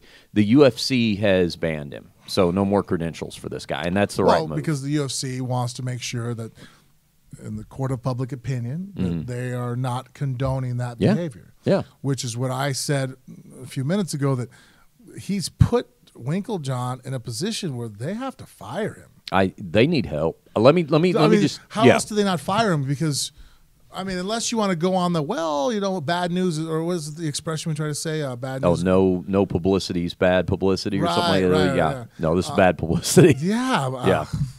Let me. So the UFC issued a statement saying that he would not be credentialed in the future, which is the right move. And honestly, I mean, it's like I said, it's not like he was there representing a news outlet or something anyway. But so that's the right move on that. But I'll just say this about it: we spent a lot of time beating up on this guy verbally, and he deserved it. So I'm not apologizing for that. If this is as big of a tongue lashing as he gets, then he got off easy. One other thing though, and this is just on a personal note. I was looking at all these pictures after I was putting two and two together, figuring out this guy's their media director. Oh my gosh, he's not a 20-year-old dumb kid. He's the father of grown people. He's in his mid-50s, whatever, how old he is. There was a picture of him training not very long ago at Jackson's wearing his white belt. Now, I'm going to speak to him as somebody who was a white belt until just a year and a half ago or so. And somebody who started jiu-jitsu much later in life, okay? The guy's not that much older than I am. I totally applaud the fact that he took the physical initiative to do that, to get involved, and, you need to lose a little weight or something, whatever's going on. Hats off to you for that. But to me, that is just one more wrinkle to make it worse, because one of the things that jiu-jitsu immediately taught me was how humbling it was, how everybody's there to work together, how you're respectful of everybody, the people that you're training with, the people that you're rolling with. Certainly you as the lowest of level belts at that point, you don't mouth off. You listen. Just listen. Just learn, And even after you get past that point, still, listen, learn. But it was just one more thing. It was like, how many things can this guy have that make it more ironic that he's being a loudmouth jackass? Like, that was just one more thing that I saw. That I was like, I cannot believe this guy is obviously in the midst of all this other stuff. He's totally missing the point of that, Like, he should just be. I just couldn't imagine training at a white belt level anywhere really, but especially at a world-renowned camp like that, where you're in the room with guys like you're in the room with, and creating this kind of spectacle. Yeah. In an official capacity for the gym. And not just one blunder, but two blunders, three blunders. Yeah, you just keep doing it. You don't get it. This guy doesn't get it. No, and I tell you, he completely does not understand what's going on. No, and Jackson Winklejohn should cut ties. They should can that guy. And I don't know if they're going to, because apparently they've issued a couple of statements. I've seen the statements where it's kind of like, hey, we don't condone that in any way. They don't say anything like, but we're going to keep him because he's a good guy, but they just say that, and that's kind of the end of it. I'd like to think that the guy, would certainly have enough dignity to just quit if they don't fire him. But if they don't, I have that never. Guy's not quitting. Yeah, I know. The guy that wrote that letter, right, he ain't quitting. I have never for a second had the thought about Jackson Winklejohn that they were, they're just like you've actually trained there, but the amount of champions they've had, the amount of success that they've had. You just look at that camp and this new facility they have where, they've got the dorms and they've got the almost like the farm system set up and everything. You just look at everything they're doing and you're like, man, they're just kind of doing everything right. But I got to say this. When it comes to media relations in this particular situation, they need help because they're not helping themselves by keeping this guy around. And I really hope that they'll do the right thing and just, and hey, maybe he's his kid's favorite person. I mean, I'm not saying that this makes him the scourge of the universe or anything, but I've seen enough. He's not supposed to do this job. He is not. You know what? That's it. He isn't supposed to do this job. No. There's something else he's better suited to do that doesn't involve. No. Like you said earlier, this is supposed to be the check and balances of what your athletes are putting out there. Yeah. The hot-headed 22-year-old kid who doesn't know better. Yeah. That's the guy that's supposed to cover him. Mm-hmm. He doesn't even get it himself. And probably after it's explained to him, he's still not understanding what the big deal is. You can hear it in his half-ass apology. Yeah, as the most hated photographer in the world, let me say this. Yeah, there's no remorse there at all. It's zero. It's, and it's funny to me that he came from the background of law enforcement because you know what, doing this job that he somehow fell into, this media job, it's kind of like being a word cop. I mean, that's kind of your job is to police verbiage and to go, it's not always crisis management. Sometimes it's just directing traffic, sometimes it's, okay, good. That's enough there. Let's have this lane of the English language come through for a bit. But anyway, that's the whole story there. I know it was long, but it really, there was so much to get through. I mean, even New Year's Eve when I was trying to explain this to you, I was blown away. Yeah, I remember I just told you the first thing of what happened. You're like, oh, that guy's done. I'm like, oh, you haven't even heard there's way more to the story than this. Just get started. Yeah, so really mind-blowing. What did you think of that headline? The UFC's Jeff Nowinski doesn't believe Jon Jones intentionally used steroids. You know what? I read that piece, and that was interesting. Maybe we should get into that on the next episode because he was doing Joe Rogan's podcast. Shout out to Joe Rogan and his awesome podcast. But Rogan had Nowinski on, and Nowinski was talking about, he was actually saying that he didn't believe all offenses were equal, that, if Jones had, I want to say he used a term kind of like recklessly or absentmindedly used supplements that maybe had not been rigorously tested, that might not be the same level of penalty as if you knowingly cheated. And I don't want to speak any more out of school than that because, admittedly, I did not hear the whole episode, so I haven't heard the whole interview yet. Maybe we could listen to it and then talk. Because I got some theories on that.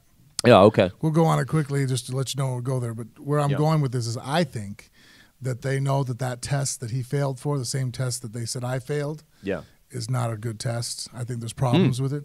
So I think instead of Jon fighting it and proving that the test is not the right test, I think they're trying to look for a way to make sure they don't give him a full suspension. And I think they're going to find a loophole saying, well, if you don't fight us on this and don't bring it to attention, because obviously they would have quite a few lawsuits on their hands. Right. Go ahead and just, because if you fight us, it's going to be 2 or 3 years before you fight. And if you don't fight us, we'll just give you 1 year suspension for unintentionally taking a drug. And with being a repeat offender, he's got more on the line as well because the suspension would be longer. Well, it's one of those things people, DAs, how many times have they done that? Walk in going, if you just plead guilty, we'll give you 3 years. But if you make us take you to court and we find you guilty, you get life in prison. And, situation where we're looking at Jon, I think on paper you look at that he did not take something he shouldn't have taken. I think the test has failed, because if it was a supplement, then how come they haven't found the supplement that it was in, right? Obviously, it's the test. Yeah. And they don't want him to fight the test because there's me waiting in the wings that if someone comes along and proves that this test is faulty, obviously I have something on my hands. Right. Whereas they can tell Jon, you can fight us, but it's going to be, a lengthy process. Or, you know what, I think we're going to go ahead and fall you under the statute if it was unintentional and give you a year. Well, let's get to we'll get back. We're going to close out with an MMA story coming out of California that I'm involves interested about some this one. interesting weight cutting controversies. But before we do that, let's drift off the MMA page for a minute because I want to tell you about my experience at the Misfits concert last week here in Las Vegas. Now, the legendary punk band that had not been reunited in its full form with Glenn Danzig on lead vocals, Jerry Only on bass, Doyle Wolfgang von How old is Frankenstein Danzig on guitar, 66. Okay. Yeah. That's okay body for 66-year-old. Yeah, it is. It is. Because I remember when I was a kid seeing him, yeah. like he had a music video when I was a teenager, or maybe that Mother. Yeah. Tell your children not to walk my way. There you go. Yeah. And he just, he looks. Shirt off. He's all jacked. Yeah. So he was back when then. I've seen him recently, I'm like, oh my God, what happened? But I forget. Right. We're all getting old. Yeah. So the Misfits, they did a couple of shows reunited with the original lineup last year, but prior to that, they had not been together properly since, I think, 1983. So this was a big deal. They played at the MGM Grand Garden Arena, where the UFC should fight. And the interesting thing about this show, in addition to the fact that old punks like me were excited about the reunion, is that they had a very strict policy about no cell phones allowed anywhere in the venue. Right, we're talking about how this was going to work. Yeah, they used a company called Yonder. And Yonder got its start in the comedy world. They were being used by people like Dave Chappelle. Yeah, it's funny. I just was listening to Chappelle's last special on Netflix. Yeah. And he made a joke, a reference, sitting there, well, I wouldn't be saying this, but I locked up all your guys' phones. I'm like, oh, I know what he's talking about. Yeah. And in comedy, that is a problem where when comedians go out, like when you see a comedian special on Netflix, they have been out doing that 1 hour on the road prior to that for probably like 6 months, 9 months, maybe even a year. So they've been working it up. It's kind of the opposite of music, where when you put out a new record, you're in the studio where nobody's hearing you. You write the songs, you put them on a record, then you go out and tour it and people hear them for the first time. So especially as a comedian, you don't want that material leaking out so that by the time somebody comes to see you live or sees your special, they've already heard all those jokes. So that's where they started. So the Misfits were using this technology. Now, the way it worked was you got to MGM. They had one of the, that ballroom where they always... Did they go to their knees a lot?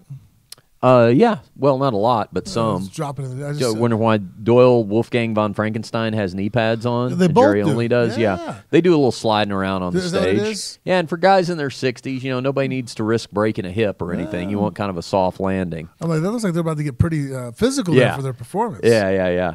They so the process was this. You went into how at MGM they have those ballrooms where they always do the post-fight press conferences and the media days, and those it's like two giant ballrooms that can be combined into one even bigger ballroom. Right. Okay. Yeah, the wall. Yeah, they had the entire big ballroom combined, so A and B together for the full effect, full size.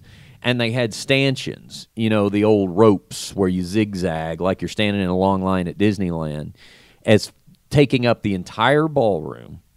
And what you had to do was you went in, got your ticket scanned, and if you had a phone that you needed to lock up, head to the ballroom and wait in that long-ass line. Better just leave the fucking shit in the car. Well, that's what we did.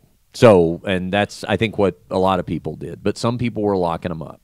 And I wanted to pay attention to the process because I wanted to be able to talk about it on the show.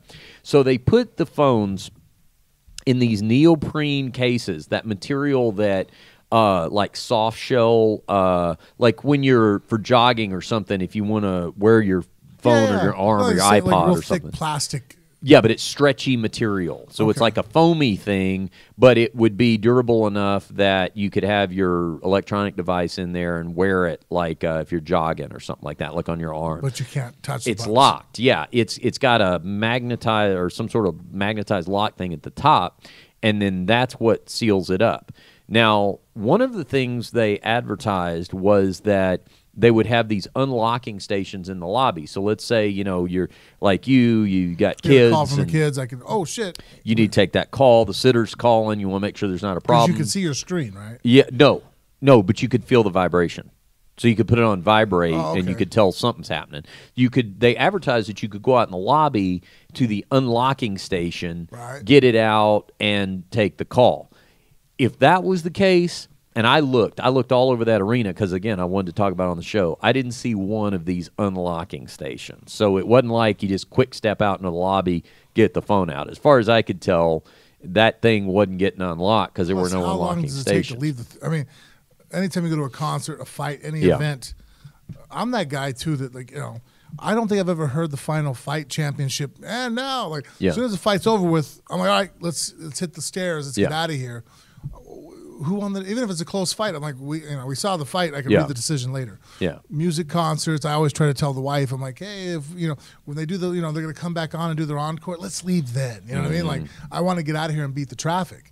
So I couldn't imagine that. Now we have to go to the locking station, stand in line where 5,000 other people are going to go unlock their phones. Yeah. Now what happened on the way out was they had a bunch of people, ticket takers and stuff. Is it standing quicker? there? There is. They have it looks like a discus, and it's a giant thing they're holding. And apparently, when they touch that discus to the thing, it unlocks. Sort of like when you buy the clothes at the store and it has that plastic tag on it, and they set on that thing. I think it's actually basically that same thing. So it did look like it could happen fairly quickly. I'm just saying that if you thought you were going to be able to feel that emergency call without leaving the arena, I didn't see those unlocking stations in the arena. Now, I wasn't sure I was going to like this going in, and I have to say they were advertising it as twofold. One, they don't want pirated material out there, but two, they want a phone-free experience, so you're not surrounded by people looking through their screens and holding their screens up, and that's distracting. I came to realize I'm not distracted by that. When I'm at shows and I go to concerts all the time, if there's people holding their phones up, I'm actually not distracted by it. I'll tell you what I was distracted by. The woman in front of me with a beer in each hand, standing up, already inebriated to the point that she's weaving in place, went about 260, so, she was an imposing presence, screaming at the top of her lung, Vanessa! Vanessa! Look up here, Vanessa! And there's beer sloshing out of the cups, and we're moving to the left, moving to the right because we're trying to see around her. That was distracting. If they had a neoprene sleeve big enough to lock her up, and then maybe I would be on board with this idea. But I just found that the things... Bottom line, if you want to be an inconsiderate asshole, there were still plenty of other ways to do it. I don't get the standing, dude. Yeah. And you know what? We stood the whole show, and we had seats. Hate that. Because everybody around us was. Just everybody sit the fuck down. I know. I don't get that. Like, as a collective. You know what? I'm tapping someone next time. I'll be like, hey, so why do you stand? Yeah. I mean, especially, if you're in the front row, sit the fuck down. And then that means the people behind you, they can sit the fuck down. And you know what? If everybody's sitting... It's equal because the seats are elevated or inclined. It's like being in a movie theater. Yeah. I could see just fine. Right. Because everybody's sitting the fuck down. And it's theater sitting. Yeah. Now, if the person in front of me stands up, well, now I got to stand up. And then the asshole behind me has to stand up. And then it just goes all the way down. So, I don't get, if you're in the front, why are you standing? Yeah.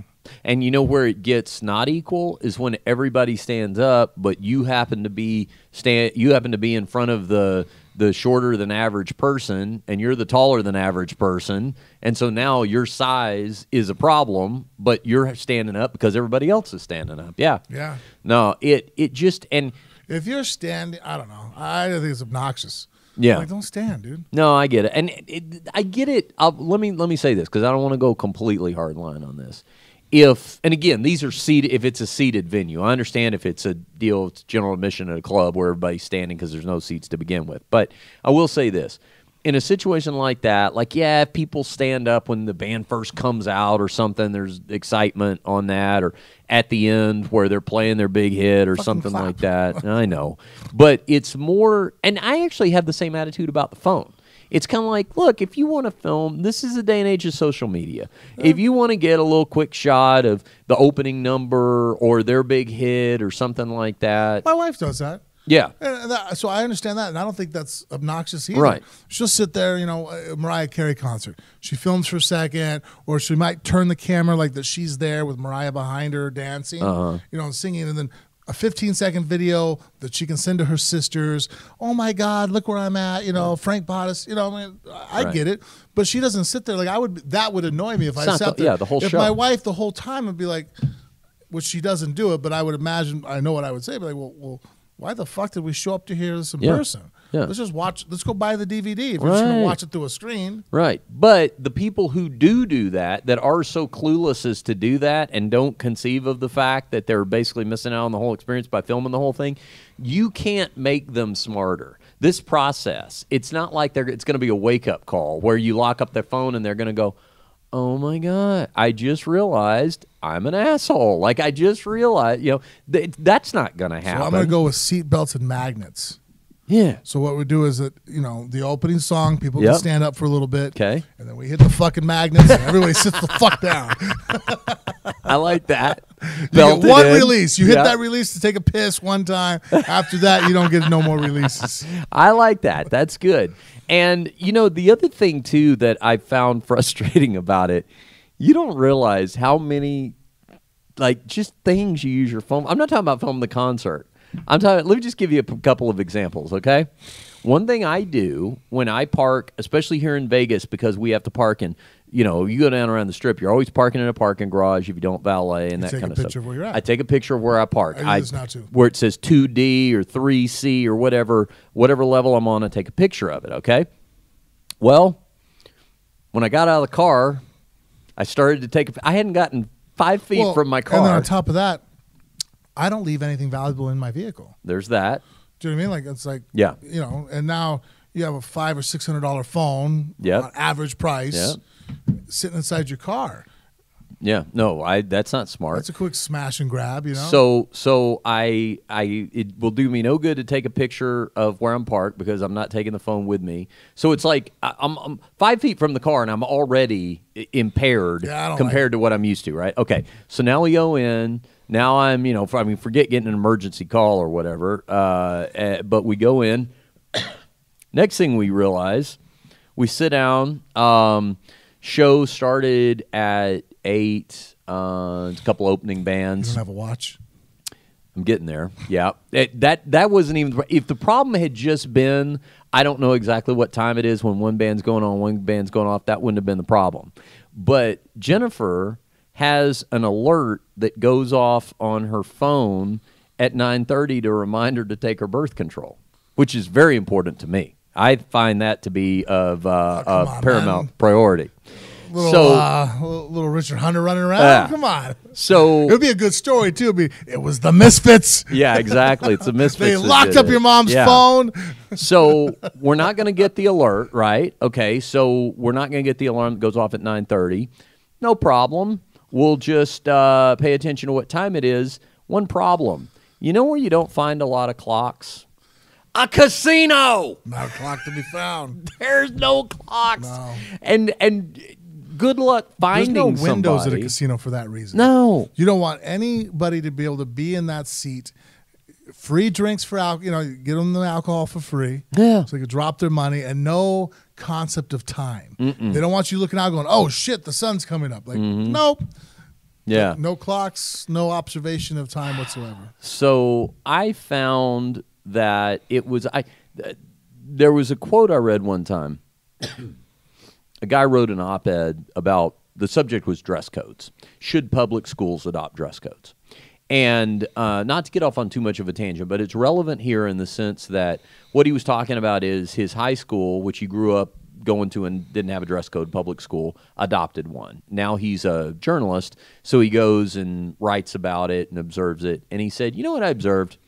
The teachers that were really good teachers that I remember from high school were still teaching really good classes. And the teachers who struggled that weren't that good, they were still struggling, even though the kids were all wearing the same clothes and all. So it kind of, maybe it makes some nuanced differences here and there, but in reality, the drunk woman that's screaming for Vanessa who's down on the floor and she wants her to look, she's still going to do it. Doesn't matter that her phone's on. She can't text Vanessa, okay? She can't say, hey, look up the section behind you. I'm 10 rows up. Now she's just going to scream Vanessa's name at the top of her lungs until she turns around and waves at her, because that's important to have happen. And lest Glenn Danzig and the Misfits think that this kept people from pirating their show, here is a clip somebody shot on their phone from the next night. This was actually 2 nights later in L.A., but actually I guess I got to play the audio off my laptop. Maybe we can pick this up a little bit here. You just want to hear what the concert was like.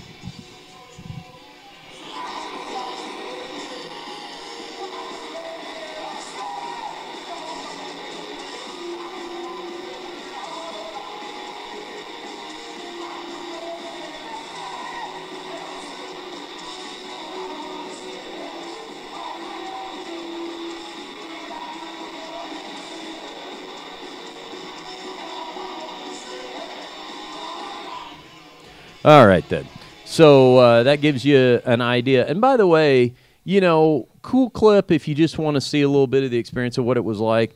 But the audio was so terrible on that, it's not like you're going to miss selling a record because somebody's just going to listen to that version of it. No. Sounds terrible, right? Yeah, I don't know. I think it's more of a pain in the ass. And I don't know, gave someone a job. Maybe someone's friends with somebody. It's like the old I have to go through this to get the details right. Mm-hmm. But you ever notice that in high school wrestling matches, the kids wear headgear, right? Right. It protects their ears. Freestyle international matches, kids don't wear headgear. Mm-hmm. Really, I mean, it doesn't really. I mean, I guess it could help avoid cauliflower. Yeah. But no one wears it in practice really anyways. But then I found out, someone told me, they goes, oh, yeah, the guy who got those in had money in the company that put the headgears. So one of the guys, like on the the board that made that in a rule across the country, mm-hmm. had a vested interest in it. So I'm sure that whoever wants to go ahead and ban the phones has a vested interest in the company that has the technology to go ahead and lock phones up. Yeah. All right, back to MMA and what's going on with the California State Athletic Commission. Excuse me. They had they've got some new rules that they're trying to get in place. A 10-point weight cutting plan is how it's being billed to basically try to make weight cutting healthier and not have people at risk of having to be hospitalized and things like this.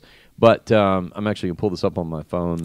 Because so many people are dying during the weight cut? Exactly. I mean, one's too many, but it's happened. Well, not so much die, but just even the hospitalization and stuff. I mean, but here's the idea that let's see, I've got the article right here.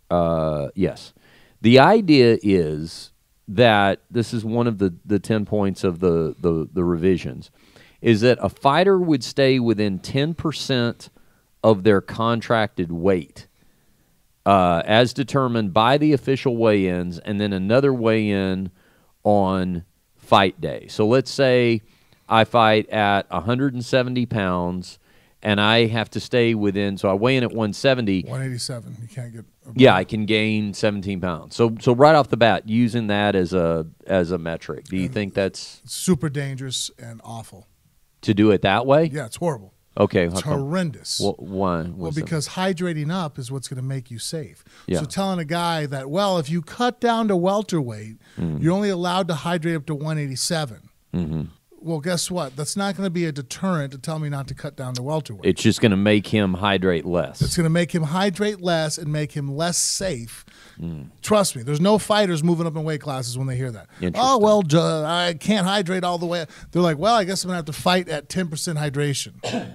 Yeah. That's all that's going to happen. Well, let me. And now the fighters, because they're always going to look for an edge, always looking to try to push their system, push their bodies. They're warriors. They're not going to think about their own health, their own safety. They're going to go ahead and push out what it takes to win the fight. The guy behind the desk with the suit should be thinking about cause and effect and be a little bit smarter than I am right now, just off the bat hearing that going, that's dumb, and that's why it's going to be dumb. I hadn't thought about it that way. Well, let me because now you're not hydrated all the way. That's the whole reason why we got rid of same-day weigh-ins, because knowing, okay, the guy weighs in on the same day he fights, he only has so many hours to hydrate. The thought behind doing that was always that, well, that way the guys won't have that much time to jack themselves up, so then they're going to go ahead and cut to the appropriate weight class. No, all that happened was fatalities in boxing increased. It's not safe. So then they go, okay, well, these guys are still going to cut down, so let's give them time to rehydrate. All right. And so, I mean, this thought process everything. No, I get it. And let me give you the numbers on the 4 UFC fighters. This stemmed from Fight Night 123 in Fresno on December 9th. So they're trying to adhere to the standard of staying with they're measuring it out, CSAC is, and trying to get everybody to stay within 10% of that contracted weight. Here's the 4 that failed to do it, and here was the difference in their weight. So maybe separate of what you just said, give me your thoughts about this weight disparity, okay? Yuri Alcantara weighed 135.4 at weigh-ins, but was 156.6 on fight day. That's a gain of 14%, almost 20 pounds. Marlon Moraes weighed in at 135.4, but was 155 on fight day, about exactly pretty much what Yuri Alcantara did, a gain of 14.5. David Ramos weighed in at 155.8, but was 179 on fight day, a gain of 15%. And Luke Sanders weighed in at 135.6, but was 154.5 on fight day, a gain of 14%. So we're kind of talking about 20-pound ranges here, more or less. And I guess the debate now is, following this standard, if they're going to follow it, should those guys be licensed again in California at those weight classes, or should they be required to move up? What do you think? Well, I think first, if they go over, then yeah, I guess from then on, that'd be the safer route. If they're going to do this, then I'm okay with that as the effect of the action, meaning that, okay, well, if you can't stay within 10%, but you know what? Then the guys are just going to do that because they're going to want to stay at that weight class. They have to either allow them to rehydrate fully, and it's just the fact that some guys are going to be better at cutting weight than others. Like, I don't get the trying to fight it, because if they're worried about the health of the fighter, why restrict how much he can hydrate? That's not worrying about his health. Yeah. Your rule is endangering the health of the fighter, and to me, it's like any rule that endangers the health of the fighter is completely counterproductive to what the athletic commissions. To me, I thought they're there for the safety of the fighters. It makes sense. I mean, I get the basic logic of why they're saying what they were saying, but it also just seems like, no offense, you shouldn't be the only person smart enough to figure out exactly what you just said, your counter argument, which is no, it's not going to discourage them from doing it. No. It's just going to discourage them from fully hydrating as much as they possibly can. Now, instead of drinking the proper amount of water and food, they're basically going to do 2 weight cuts now. They're going to weight cut the night of before, and then before they do their official weight test again, they're going to get on the scale, and you're going to have guys cutting weight to make sure they stay within 10% the next day. Wow. Yeah. And that's a guy who's about to get hit in the head. Yeah. And you talk to anybody about that aspect of it, having a dehydrated body is one of the worst things to contribute to a concussion. Yeah. So now there goes the safety of the fighter completely out the fucking window. That's a great point. All right. Well, interesting that they're trying to make revisions out there, but maybe they need to hear some Frank Mir theory on that. Because well, I mean, it's like this. That's a good point. Sometimes we'll have arguments with fighters. guys will miss weight. And I've sat in on a couple of them, listened to it, especially the ACB. Then there's that dialogue. Okay, well, how much are you going to come in at? This and that. For example, the UFC did it one time with Johnson and Belfort. Anthony Johnson and Vitor Belfort. Right. They said, we'll accept the fight, but Anthony Johnson can't weigh above 205. I'm like, okay, I was appalled that the UFC allowed that to happen. Because to me, I'm like, okay, either scratch the fight, right, or let Anthony Johnson rehydrate up for his safety. Because he missed weight. I get it. But whatever advantage that you think he's going to gain off of rehydrating all the way up and damage he could cause to Vitor, I guarantee you it was much worse keeping him at 205, not fully hydrated. Yeah. The damage that could have occurred to him from Vitor Belfort. Yeah. Yeah, in fact, I thought it was the dumbest thing I've ever heard. Where I'm like, wait a minute, you're going to put a cap on how much this guy could rehydrate up? I thought we're about safety. Yeah, no, that makes sense. Sorry, I've got just trying to turn the volume down on for some reason the phone started its volume. Wow. Well, you know what? That's something that should definitely come up in the conversation. If they want to do it this way, high school levels have now done that. Because I remember back in the late 90s, we had 2 college kids die from weight cuts. Now they do a test. That's why if they really want to fix the problem, like, here you fix the problem. They do that hydration test where they check your urine, they check your weight, and they find out what percentage of body fat where you could be weight-wise without dropping too much hydration. Okay. And they give everybody at the beginning of the season wrestling, okay, you can cut down to this weight class. I don't give a shit if you show up at this weight class. You're wrestling at this weight class. It's set already. So if the commissions wanted to do that and set a number and tell a guy, hey, look, you're a bantamweight. I don't care if you show up as a flyweight. We will not license you. But the restrictions, like, it's kind of like it's approaching a problem from the wrong end of it. Right. Frank, tell them about the Amazon banner. Amazon banner, one of the easiest ways to help us out here at the show. Go to our webpage at Phone Booth Fighting. I'm going to do it right now, phoneboothfighting.com. Click on the Amazon banner there, and by doing so, you can now shop on Amazon for all your wants and needs. But at no extra charge to you, a small percentage comes back to us here at the show to help us out. I don't know how to spell Phone Booth Fighting. Actually, I do know how to spell it, but my eyes are, oh, God, I can't see it. Hold on. Say some more nice things about the Amazon banner while I pull it up. See, that's the thing. You wear glasses for up close, right? And I wear contacts for so far away. You're reading the thing pretty well, God. man. Well, but that's far enough away. So see, you got like a mid-zone seer. Oh, I don't know what I am anymore. I have worn contacts. You're nearsighted or farsighted. Well, what are you? I've been nearsighted my whole life. I had contact lenses even as a kid, so I've always worn contacts up until recently. When you've seen me with glasses on, those are my prescription glasses, and that's because I'm not wearing contacts, okay? But now what's happening is, even though I've got my contacts in, so you are clear, because your face right now would be blurry to me if I didn't have contacts in. Okay. I have terrible vision. So right now you're clear. Everything's good. Now the new problem is I can't read small print. Like, this is a problem right now. I can't read this, even though I got my contacts in. Is it something that LASIK could fix? I don't know. I do know as you get older, the readers come in, right? So now I do this. I got the readers on. Now I can read no problem. That's why I got to do the look over at you like that. Oh, so you're wearing contacts and... Oh, it's a mess. It is you know where it sucks, and we're going to get back to Amazon banner in a second, but I need to get on the Amazon banner, buy some more glasses, what I need. But where it really affects me is a lot of times I'll take my contacts out for jiu-jitsu, and I can't see someone's face on a mat until they're about half the distance between where you and I are across this table. Yeah. What's your vision? I don't know, but it's bad. It's real bad. I know what we're doing for a segment of our show. Yeah, it's like minus 10,000 or something. Tell us what you're seeing. Yeah, I'm like, oh, it's a big... No.